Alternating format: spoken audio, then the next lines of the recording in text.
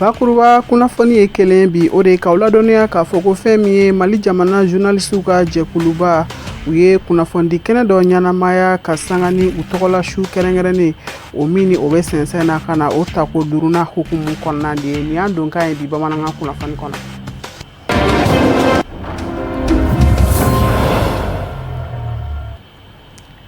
Foli ani waleɲumandɔn o bɛ ka taa bɛɛ lajɛlen ma nin waati na an balima bamanankanmɛnnaw Mali kɔnɔ ani Mali kɔ kan an b'a jira aw la k'a fɔ ko ni bamanankan kunnafoni wagati selen walawalali bɛna kɛ minnu kɔnɔ kumaw la aw ye Mali kɔnɔ ani a kɔkan kibɛrɛw olu de don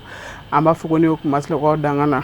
kunnafoni daminɛ i n'a fɔ an y'aw tulo lasɔmi bakuruba kunnafoni kɔnɔ cogoya min na fɛn min ye kunnafonidilaw Mali jamana kɔnɔ ni o ye journalistes ye olu ka jɛkuluba ni o ye IJRM ye u ye kunnafoni kɛnɛba dɔ sigi sen kan conférence de presse ka bɛn ntɛnɛn juillet kalo tile 20 ma u jabala la Sotiba ACI la a kun de ka se ka na diɲɛma ladɔnniya u tɔgɔla su kɛrɛnkɛrɛnnen min ni o bɛ sɛnsɛn na ka na o tako duruna hukumu kɔnɔna de don a ɲɛbila baaraw Sirifila Jabaraniso tɔgɔla Abdulkarim Sakɔni Dramani Male de tun bɛ an ka janga sɔrɔlo ɲamada.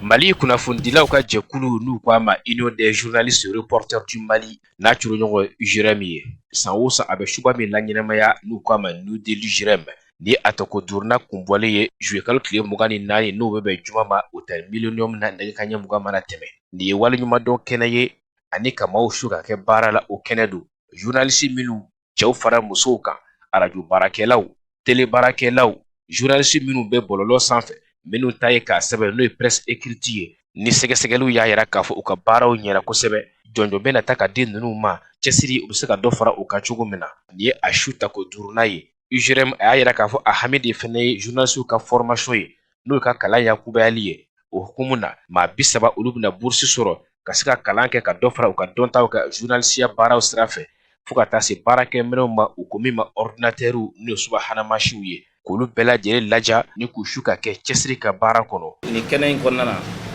an bɛna jɔnjɔn ta ka di journalistes ma minnu ye vraiment u yɛrɛ démarqué a bɛ fɔ cogo di minnu sera ka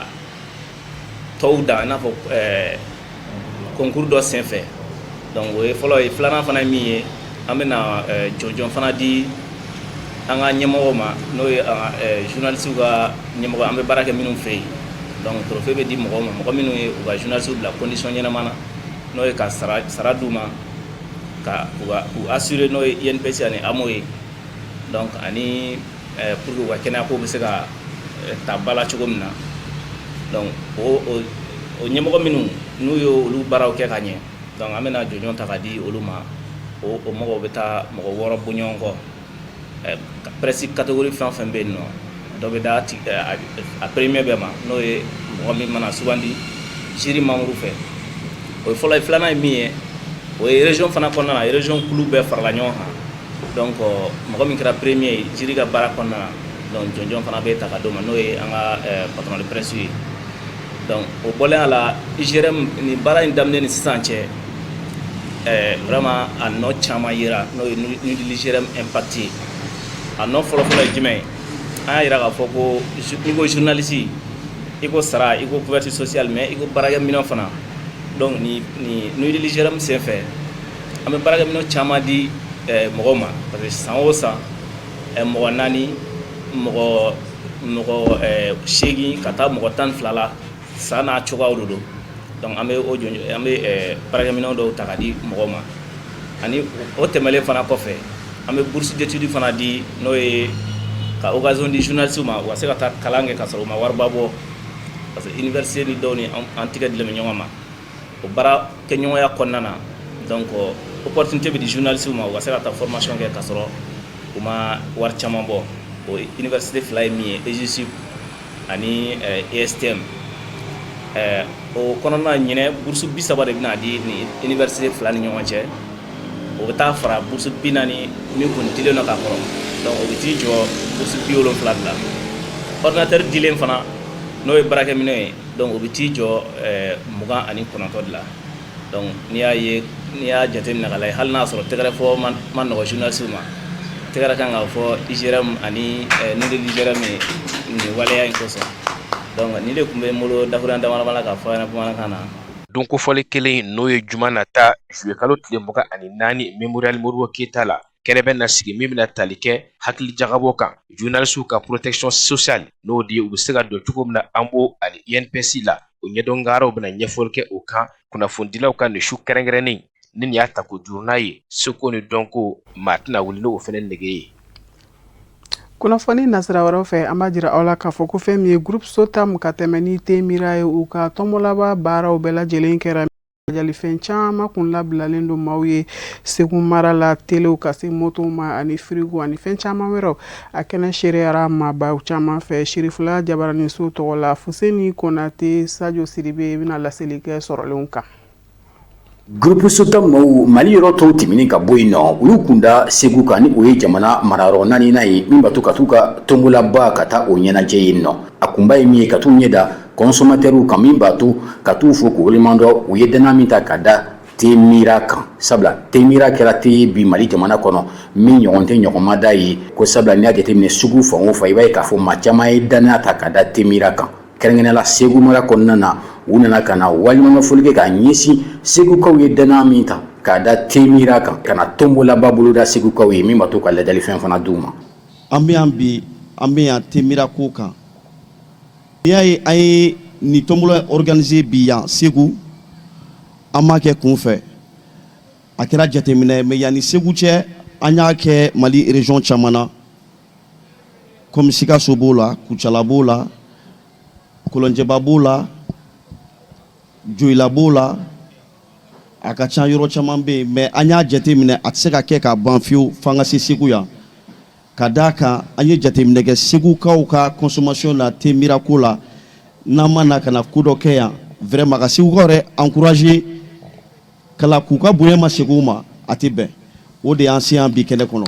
Temira maaw caman bɔra Bamako k'u kunda Segu kan min b'a to ka taa Segukaw fana ka tɔnbolaba ko o ɲɛnamaya cogo min na tɔnbola in senfɛ lajalifɛnw caman kun bɛ yen nɔ moto jakartaw réfrigérateur frigo fo ka taa se télévision n'a ɲɔgɔnna caman a kun tɛ fɛn wɛrɛ ye maa minnu ye danaya ta k'a da groupe Sotam mɔgɔw ka kɛrɛnkɛrɛnnenya la u ka marque min ni o kɛra ɲɔmada ye bi ni o ye Temira ye ka na waliɲumandɔnfɔli kɛ k'a ɲɛsin Segukaw ma ka na lajalifɛn fana di maaw ma minnu sɔnna ka danaya ta ka da Temira kan ni ka Temira kɛ u taamaɲɔgɔn ye. Nin tɛ a siɲɛ fɔlɔ an ka tɔnbɔla kɛ mais ni Segu ta siɲɛ fɔlɔ ye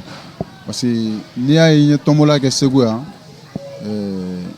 commerçants y'a demandé bon n y'a ye fana commerçants ye n dɛmɛ kosɛbɛ Temira la donc pour que ka commerçants k'u tɔ la encourager donc nin fana de ye ne ka dɛmɛ ye ka se clients fana yɔrɔ commerçants yɔrɔ a b'a permettre olu ka commerce bɛ ɲɛ u bolo a b'a permettre fana consommateurs bɛ te san voilà donc pour que ka clients fana consommateurs remercier donc an y'a jigiya ka nin tɔnbɔla belebeleba in labɛn Segu yan nɔ an ka consommateurs ye ani an ka clients ye laɲini min bɛ n bolo nin tɔnbɔla in kɔfɛ o ye k'a fɔ Seguka bɛɛ lajɛlen ɲɛna denmisɛnnin maakɔrɔba bɛɛ lajɛlen u ka continuer ka Temira k'a min u ka continuer ka Temira san nin tɔnbɔla in kɔfɛ kalo 6 nin kɔfɛ n bɛ se ka tɔnbɔla belebeleba wɛrɛ n bɛ se k'o labɛn Segukaw ye mais o bɛ dépend u ka te consommation de la hali bi minnu bɛ ka te min u ka continuer u k'u ka foroko mara parce que nin tɛna kɛ tɔnbɔla dan ye. Segu ɲɛmaaw caman tun bɛ kɛnɛ kan u y'u ka nisɔndiya jira kɛrɛnkɛrɛnnenya la merilakaw k'a jira k'a fɔ Temira jɔyɔrɔ yɛrɛ fana ka bon kosɛbɛ sifinnakaw ka baarantanya la o la u bɛ Temira maaw fo u ka nin ko in na hali bi ka dugawu fana k'u ye min b'a to don nataw la u ka se ka na dɔ wɛrɛw kɛ minnu y'an ka bɛ se ka bonya ni nin ye cogo min na. Foli kɛ Temiraw ye fɛn min kɛ bi k'an ka commune ta danaya de don a bɛ ladiriya ko fɔ ka tila k'a jira Segu yɛrɛ marakafo tɔgɔ la Seru Magaba tɔgɔ la Segu Turuto tɔgɔ la su ani client n'u bɛ jɛ ɲɔgɔn fɛ dorénavant n'Ala ma basi kɛ an yɛrɛ min bɛ an kɛla consommateur Temira la an se kun min an b'a kɛ Temira ko la Ala k'an bɛɛ sababa. Maa caman garijɛgɛ donna tɔnbɔla in na minnu nisɔndiyalenba taara so u ye dugawu caman kɛ Temira maaw ye. Ala k'a nana te fana qualité ɲɛna an bɛna se baara min y'a la an ye an fanga kɛ k'o baara kɛ an ka conseils lamɛn an ye conseil mun d'a ma par rapport au thé a y'olu fana lamɛn a ye baara kɛ n'olu ye o ye jumɛn an y'a jira a bɛ se ka hali tɔnbɔla dɔ organiser Segu yan a ka ɲi te fana ma te a bɛ kɛ sababu ye mɔgɔ bɛ te lakodɔn ni mɔgɔ te lakodɔn ni te qualité kan ka ban te yɛrɛ de b'a ka baara kɛ bilen bon o de laɲini de kɛ sababu ye n'an ye tɔnbɔla in organiser yan a kun kan ka kɛ depuis bi ma se vu jamana yɛrɛ cogoya kama a tɔnbɔla yɛrɛ retard ta. temira mawu Mali fanto tɛmɛni ka bɔ yen nɔ u nana Segu mara kɔnɔna na min b'a to ka na tombola in ka a ɲɛnamaya an bɛ ladonna k'a fɔ groupe Sotam ye cakɛda ye bi min ni cakɛyɔrɔ caman b'a kɔnɔ kɛrɛnkɛrɛnnenya la société garnage b'a kɔnɔ ji b'a kɔnɔ fo ka taa se temira yɛrɛ ma. Alibi bamananga kunnafoni nasiraw fɛ an b'a jira aw la k'a fɔ ko fɛn min ye limama jɛkulu ye a ye bonyamasegi don kɛrɛnkɛrɛnnen dɔ sigi sen kan ko ɲɛsin kulu in yɛrɛ ma ɲɛmakɔrɔma ni o ye Alama hinɛna na El Haji Mohamed Foje Sise baara nin bɛɛ lajɛlen kɛra ka bɛn kari de ma juillet kalo tile 19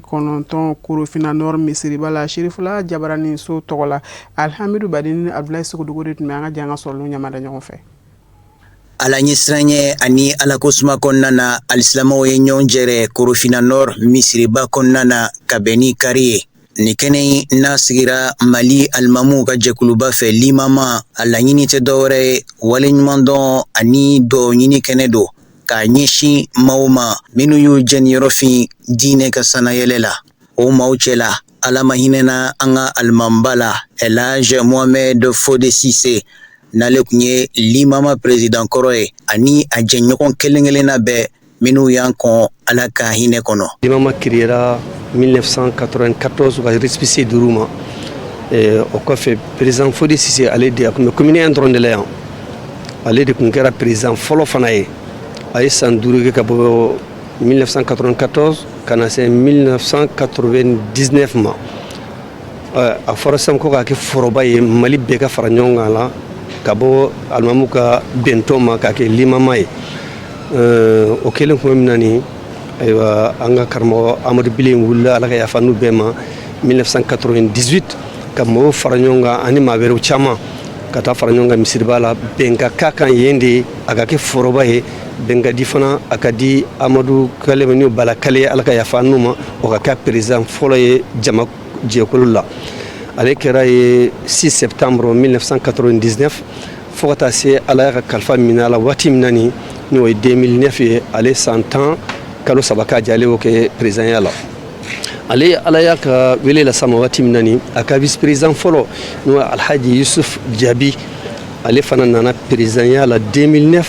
fo ka taa se 2014 ma ale ye san 6 ni kalo damadɔ k'a la Ala y'a ka kalifa minɛ a la ale ka président dangan filanan o de kun ye Imam Mohamed Foje Sise o nana 2014 fo ka na se le 23 octobre 2025 ale san 12 ni kalo damadɔ k'a la ale ka kalifa minɛ la o ani bi cɛ kalo 8 ani tile damadɔ wala limama y'i sigi ka jateminɛ kɛ ka tasibila kɛ ka ɲɛsin an ka président saba ani limama tɔnden fɛn o fɛn fatura a kɔnɔna la ka dugawu kɛ silamɛ bɛɛ lajɛlen ye. Jɛrɛ in senfɛ fɛn min ye alikuranɛ sanuma ye o kalanna siɲɛ 3 ka dafa ka Ala welew caya badabada dali o bɛ se ka nɔgɔya an ka maaba ninnu ye cogo min ka dugawu kɛ faso Mali ye bɛn ani kolosuma sabatili sira kan. Kuranɛ kalan min a bɛna kɛ an ka furu an ka alimamibaw ani président minnu tɛmɛna donc minnu dalen don u y'an kɔn u sago tɛ Ala ka wele ser'u ma an bɛ dugawu kɛ Ala ka hin'u la Ala ka yafa u ma u filila fɛn fɛn na Ala ka yafa u ma an yɛrɛ minnu bi Ala ka bato nɔgɔya ma Ala ka sababu ɲuman kan ye jamana in Ala ka jamana in suma. Kɛnɛ in sigibaga ye minnu ye vraiment an b'aw fo ka waleɲuman dɔn ni nin ye tasibila ye ka sin banbaatɔ su minnu ma vraiment Ala k'a kɛ koɲɛta ye Ala k'a kɛ dugawu jaabi ye ka sin silamɛ suw bɛɛ lajɛlen ma minnu bɔr'u ka so ka se yan fana u bɔra hɛrɛ min na k'u ɲuman se o hɛrɛ kelen na Ala k'u ɲuman segin u ka so hɛrɛ kelen na kɛnɛ in bɛna sigi hɛrɛ min na Ala k'a kɛ kɛnɛ barikama ye k'a wuli o hɛrɛ kelen na Ala ka ɲɔgɔnna caya jamana kɔnɔ ka ɲɔgɔnna caya commune kɔnɔ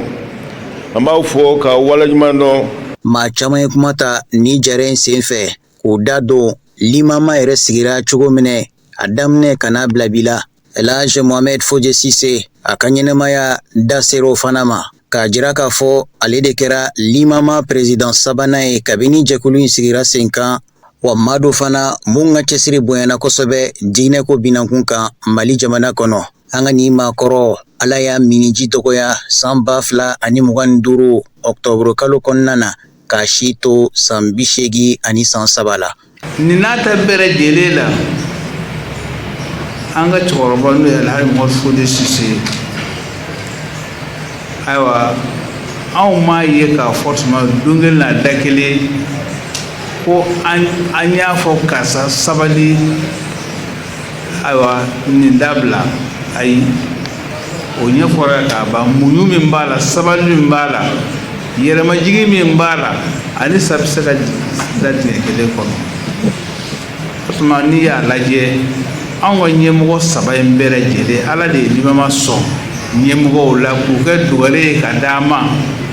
minnu n'a sɔrɔla k'a fɔ u ye a jira n na k'a fɔ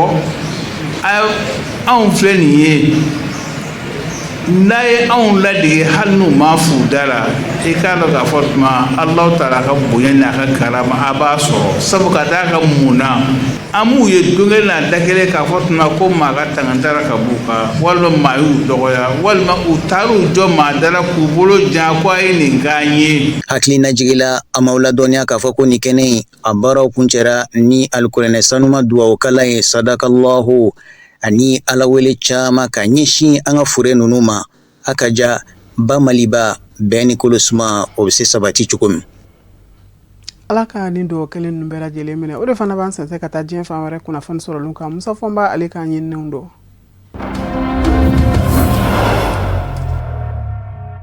Kongo Kinshasa jamana ɲɛma Félix Tshisekedi y'a jira juillet kalo tile 17 tɛmɛnen k'a fɔ sigikafɔba bɛna labɛn a fɛ. Sigikafɔ min bɛna Kongo Kinshasa jamanadenw bɛɛ lajɛlen fara ɲɔgɔn kan min bɛ se ka to bɛn ni basigi o bɛ sinsin Kongo Kinshasa jamana kɔnɔ.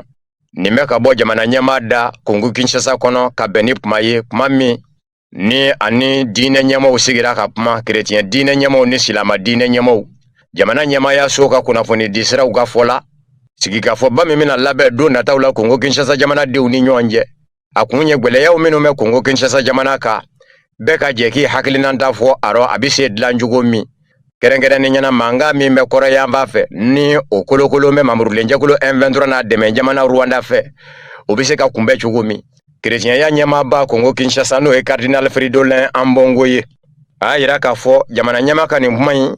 kuma ɲuman don bawo a ka kan Kongo Kinshasa ka denw a cɛ ani muso bɛɛ ka jɛ ka kan kelen fɔ ka ɲɛsin gwɛlɛya dɔ mɔ min bɛ Kongo Kinshasa jamana kan ni ka wulili fɛɛrɛw fɛnɛ ɲɛɲini ɲɔgɔn fɛ. A ko nka ko maa kana ɲinɛ dɛ tɔɔrɔ o tɔɔrɔ bɛ Kongo Kinshasa jamana kan a bɛɛ bɛ ka bɔ Rwanda jamana kɔrɔyanfan de fɛ. O b'a jira k'a fɔ chrétienya ɲɛma ani jamana ɲɛma Félix Tshisekedi bɛ kan kelen na. Chrétienya ɲɛmaaba Cardinal Ambongo ye a jira k'a fɔ sigikafɔba min bɛna labɛn Kongo Kinshasa jamana kɔnɔ n'a mɛnna jamana ɲɛma Félix Tshisekedi da ani u ni ɲɔgɔn cɛ kuma ɲɔgɔnya kɔfɛ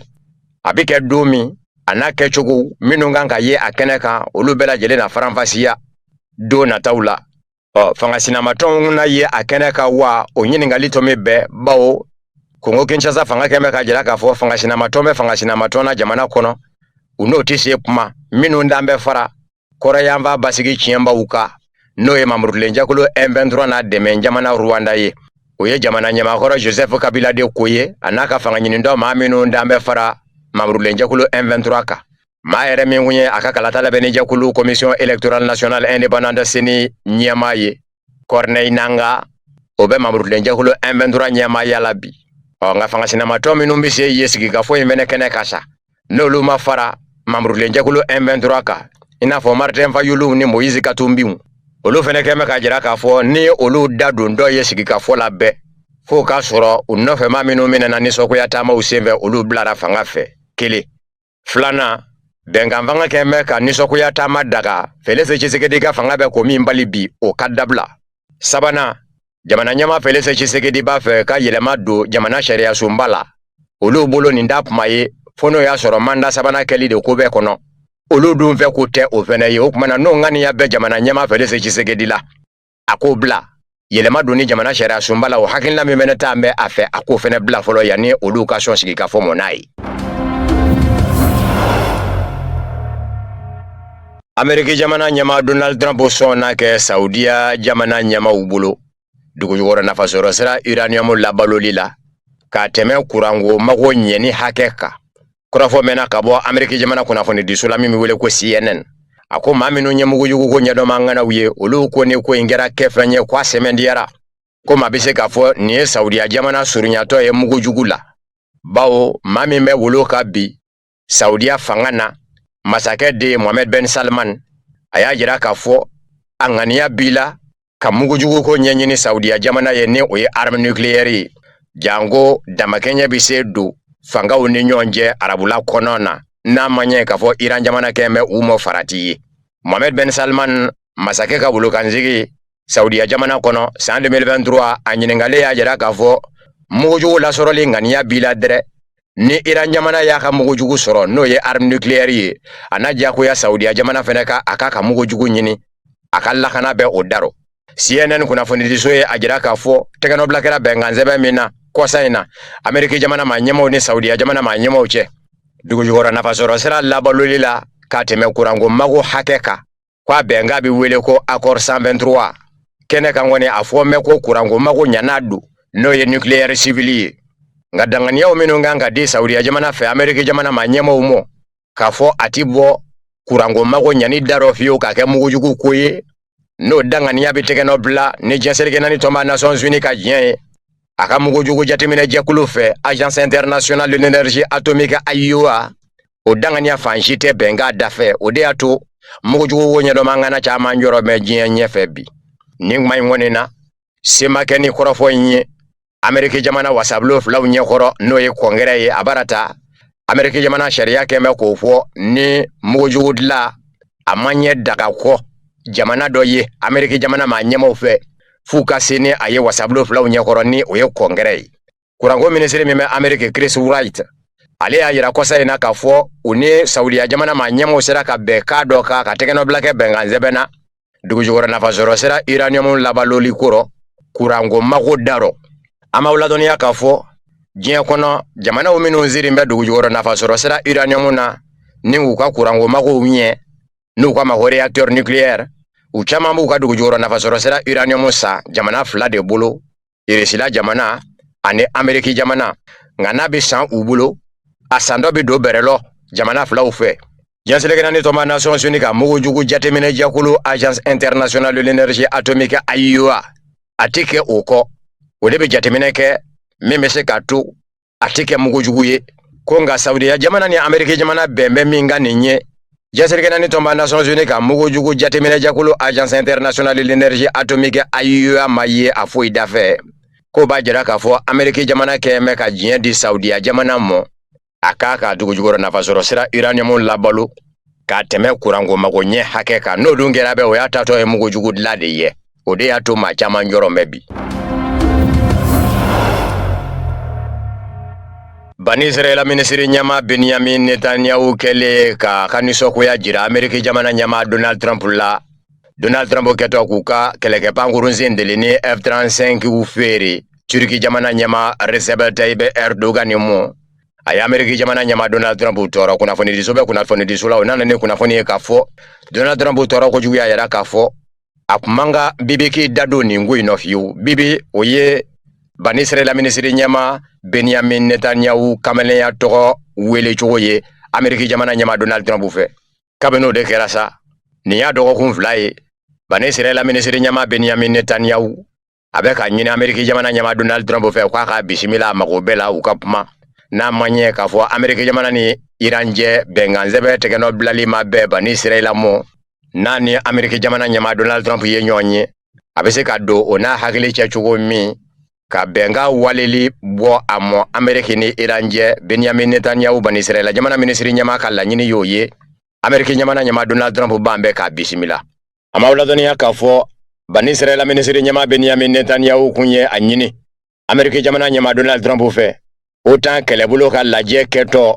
Turki duguba la Ankara juillet kalo daminɛ in na k'a fɔ Ameriki jamana ɲɛma Donald Trump kana sɔn cogo si la k'a ka kɛlɛkɛpankurunsen deli ni F-35 feere Turki jamana ma ko n'a kɛra bɛɛ fangaw minnu bɛ u ka kɔnɔ na bawo Bani Israɛla y'a dama fanga ye Turki jamana bɛ ka k'a dama fanga ye Turki jamana dun fura dama a tɛ ka Bani Israɛla filɛ ni ɲɛ ɲuman ye u ka kumaw bɛ to ka yɛlɛ ɲɔgɔn kan tuma bɛɛ o n'a ɲɔgɔnna jamana Bani Israɛla dafɛ o ka kɛ pankurunsen deli ni F-35 tigi ye o ye farati ye Bani Israɛla jamana ma ko kumana ko Ameriki jamana ɲɛma Donald Trump kana feere kunnafoni di so ina fo CNN ni Axios olu ko Amerika jamana nyama Donald Trump kele ko kuma me kwa digira la ako bani Israel ministre nyama Benjamin Netanyahu mo naba wele ko bibi ko ne ngunda daduna kuyi kabino de kerasa bani Israel ministre nyama be ka nyini nyajugo nyanyuma ni ado ko kun fly ko fani Donald Trump ka nyonyi Donald Trump ka bisimila Donald Trump bambe ka bisimila fonyongo obe bani Israel ni Turki jamana che juin kalo labanda Benjamin Netanyahu bani Israel jamana ministre nyama kunye ajira ka fo Turki jamana nyama Recep Tayyip Erdogan ye kuma omino nyeshi aleka jamana mo farati kuma udu bawo akapuma una ya yira ina fo aketa doka bani Israel keledi yano fena kunje Turki jamana ministre me nyeshi me jamana kono na kunya unyana boli mo ne o ye Mustafa Sifsi o kunya ajira ka fo bani Israel be mina Palestine akadabla kele flana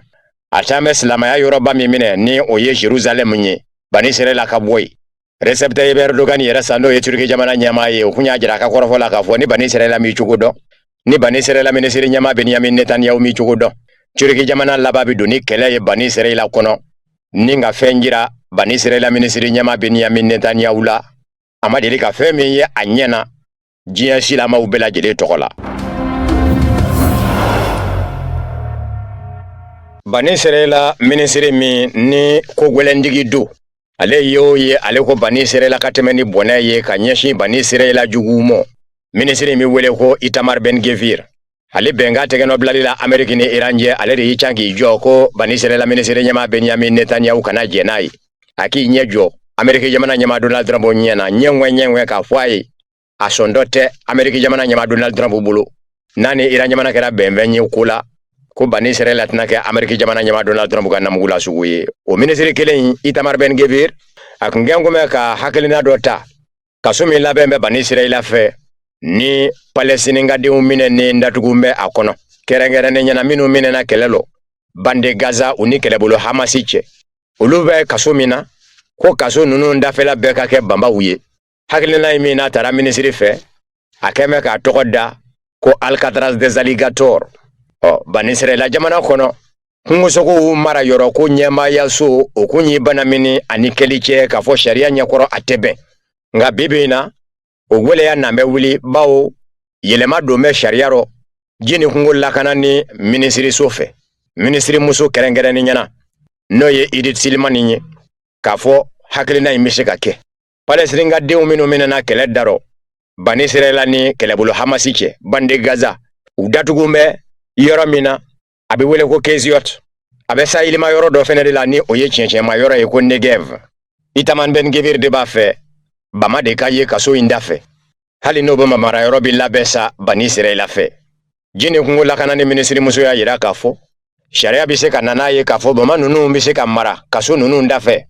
kuke kaso kolashiba uye sharia nyekoro abe fo ko dandan ve undo minu me kamara mara chugo kerengere nena ngauna tabe kungo soko mara yoro ko nyama yaso noye autorité israélienne de la nature et des parcs o ko ministre Itamar Ben-Gvir gane hakilina ateme madi sharia nyakoro bawo bani Israela kungo soko mara sharia la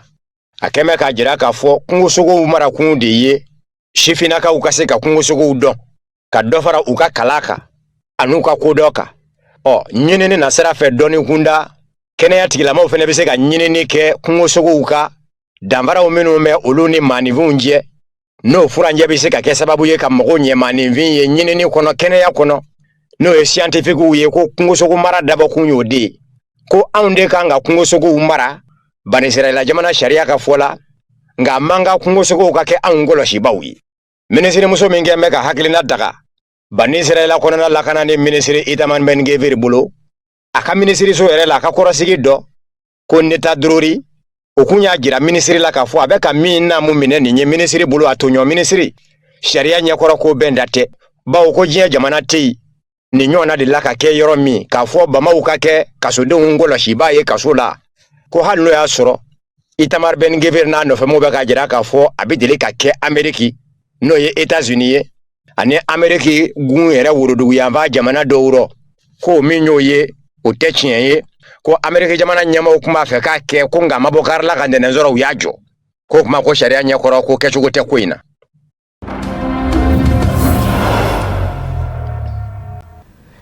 Ama kunda Côte d'Ivoire jamana kan ni waati na an fa bɛ taamala ye Seyid Sherif Ousmane Madani Aidara min senfɛ bonyamasegin foliw kɛra a fɛ ni o ye laada ye a bolo a taara bonyamasegin foli bila ka bɛn sibiri juillet kalo tile 18 ma ni o de ye suna imamu olu ka ɲɛmaayaso ye Conseil suprême des imams sunnis Codisi ani ka se Williamsville Imam Ismaël Koulibaly ala ma hinɛna la ale ka denbaya la a n'a ka taamadenw sera yen ni ka taa bonyamasegin foli bila olu fana na Buya Koulibaly ka sɔrɔlen Alhamidu Badini a bɛna ɲɛfɔli kɛ olu kan. Sibiri juillet kalo tile 18 san 2026 selifana tile waati 14h30 Alisilamaya dɛmɛtɔn Ansaru ɲɛjɔyɔrɔ an fana karamɔgɔ Seyid Sherif Ousmane Madani Aidara n'a nɔfɛ jama n'o bɛ tɔn ma ɲɛmaaw ani tɔnden dɔw ko fɔ nin ye o bɔtɔ ye Jabala da fɛ rond-point Ado ni k'u kun da Abobo kan.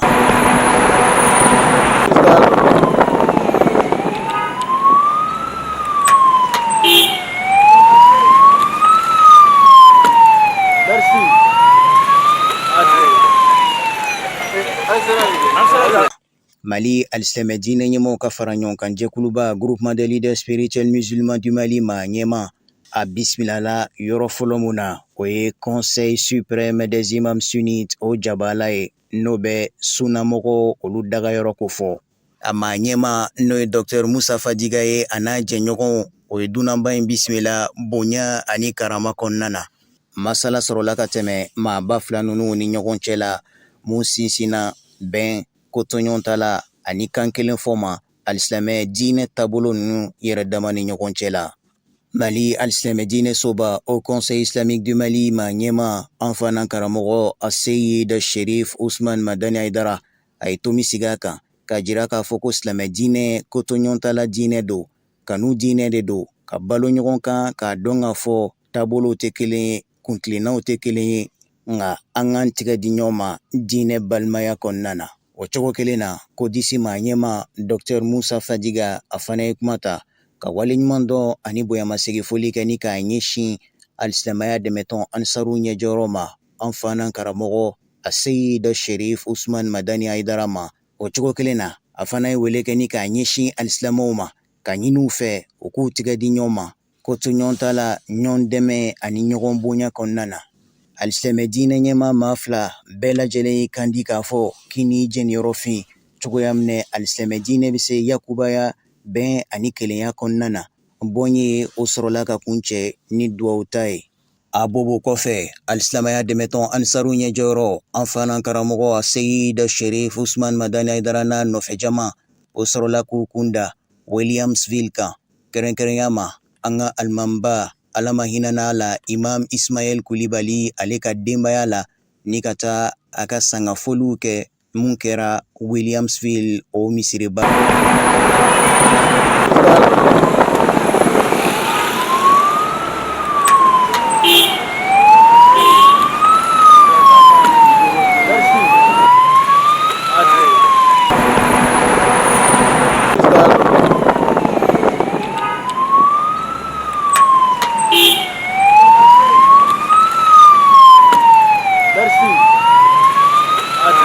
Mali Alisimɛ diinɛ ɲɛmaaw ka fara ɲɔgɔn kan jɛkuluba Groupement des leaders spirituels musulmans du Mali ma ɲɛma an fana karamɔgɔ a Seyid Sherif Ousmane Madani Aidara a dusukun kamikamilen kuma ta k'a jira k'a fɔ ko Imam Ismaël Koulibaly k'ale jɛɲɔgɔn don ale baliman don walimaniya jɔn don mun y'i jeniyɔrɔfin Alisimɛ diinɛ kɔnɔna na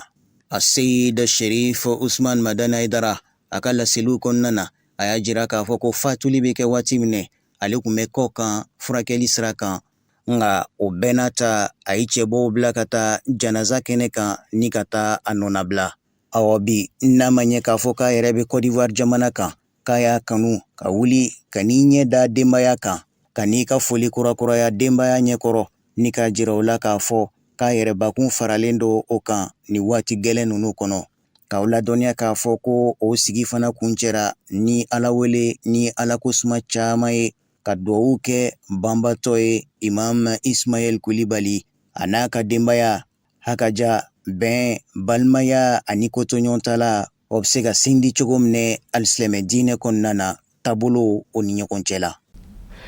O de fana bɛ dan sigi bi bamanankan kunnafoni sɔrɔlen na minnu labɛnna kunnafonidiso ɲɛmaayaso fɛ ka bɛn ni kuma in ye aw ni ce a ka ɲɛmadalu la a k'an bɛn don wɛrɛ nataw ni Ala m'an ka jɔnya jɔ an na.